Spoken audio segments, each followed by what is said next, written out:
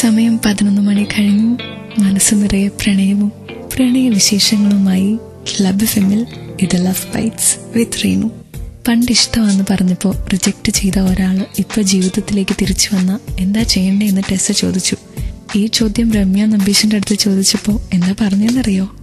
It's like all personal decision ആയിരിക്കും അവിടെ ഏറ്റവും കൂടുതൽ. പേഴ്സണൽ ഡിസിഷൻ തന്നെയായിരിക്കും നല്ലത്. എനിക്കൊന്നും പറയാനില്ല. ഐ ഡോണ്ട് നോ, ബിക്കോസ് നിങ്ങളുടെ പ്രേമത്തിന്റെ മാഗ്നിറ്റ്യൂഡ് എനിക്കറിയില്ല. So if you have the real feelings for the first person, go with him. അപ്പോൾ ഒരു ചെറിയ പ്രശ്നമുണ്ടല്ലോ, ഇപ്പോഴത്തെ ലവോ? അതാണ് ഞാൻ പറഞ്ഞ ടെസ്സയെ പോലെ ഞാൻ കൺഫ്യൂസ്ഡ് ആണ്. എനിക്ക് യോജിക്കാതിരിക്കാൻ കഴിയത്തില്ല. ഈ ഒരു അവസരത്തിൽ തീരുമാനം നമ്മളെ എടുക്കണ്ടേ, നമ്മുടെ മാത്രം പേഴ്സണൽ ഒപ്പീനിയനാണ്. വേണമെങ്കിൽ ടെസ്സയെ നിങ്ങൾക്കൊന്ന് സഹായിക്കാം കേട്ടോ. ഫേസ്ബുക്കിൽ ക്ലബ് എഫ്എം കോൺടെസ്റ്റ് പേജിൽ ഒപ്പീനിയൻ പറഞ്ഞാൽ മതി. And stay tune to love bites. ഇവിടെ മാത്രം ടൺ കണക്കിന് റൊമാൻസ്. അരുതെന്ന മനസ്സ് പലവട്ടം ഓർമ്മപ്പെടുത്തുന്നുണ്ടെങ്കിലും ആവുന്നില്ല. ക്ലബ് എഫ്എമ്മിലെ ലവ് ബൈറ്റ്സിൽ ഇത് റീനു. നമ്മളിപ്പോൾ ഒരാളുമായിട്ട് ഇഷ്ടത്തിലാണെങ്കിൽ അയാളെക്കുറിച്ച് മാത്രമല്ലേ ചിന്തിക്കാവൂ, മറ്റൊരാളെക്കുറിച്ചുള്ള ആലോചനകൾ പോലും തെറ്റല്ലേ?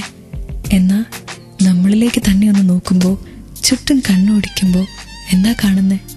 പലരും അവരവരുടെ റിലേഷൻഷിപ്സിൽ കംഫർട്ടബിൾ അല്ല. അങ്ങനെ ഒരു അവസരത്തിൽ പണ്ട് പ്രണയിച്ചിരുന്ന അല്ലെങ്കിൽ പ്രണയം തോന്നിയിരുന്ന ഒരാൾ തിരികെ വന്നാലോ? പഴയ ആളോട് മനസ്സിലൊരിഷ്ടം ബാക്കി കാണുകയും കൂടെ ചെയ്താൽ അത് വീണ്ടും ഒരു വീർപ്പുമുട്ടലല്ലേ? കൂടെയുള്ളയാൾക്ക് വാക്ക് കൊടുത്തില്ലേ എന്നോർത്ത് നമ്മൾ പഴയ ആളോടുള്ള ഇഷ്ടം മറച്ചു വെക്കും.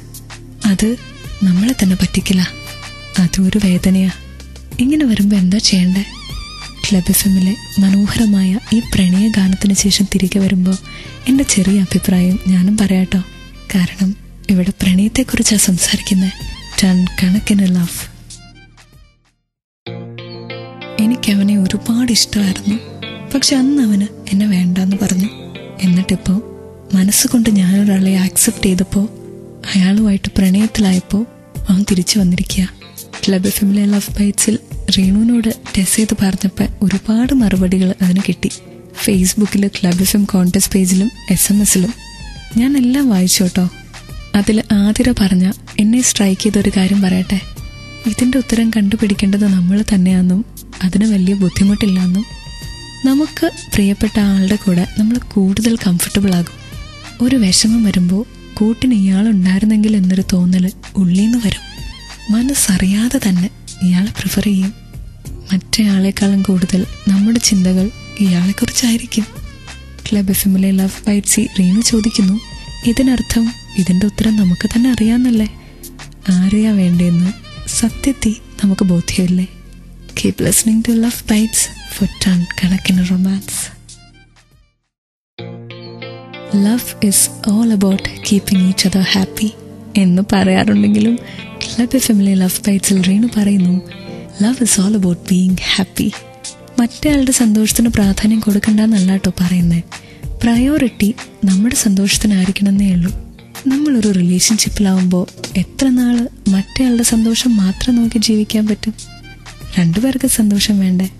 അതുകൊണ്ട് നേരത്തെ പറഞ്ഞ പോലെ ഒരു പാസ്റ്റ് ലവർ തിരിച്ചു വന്നാൽ ആരാ വേണമെന്ന മനസ്സ് പറയുന്നേ, ആരാ നമുക്ക് സന്തോഷം തരുന്നേ എന്ന് നോക്കി മാത്രമേ ചൂസ് ചെയ്യാവുള്ളൂ അല്ലേ? അല്ലെങ്കിൽ ഈ റിലേഷൻഷിപ്പ് സഫോക്കേറ്റിംഗ് ആവും. നമുക്ക് മാത്രമല്ല, നമ്മളെ സ്നേഹിക്കുന്ന ആ ആൾക്കും. അതുകൊണ്ട് രണ്ടുപേർക്കും ദോഷമല്ലേ വരിക? ഒരുപാട് പ്രണയവുമായിട്ട് റീനു നാളെ തിരിച്ചു വരും. Till then, love, keep loving and keep listening to Love Bites on Club FM. ഇവിടെ മാത്രം ടൺ കണക്കിന് love. Renu is signing off and saying good night. Take care.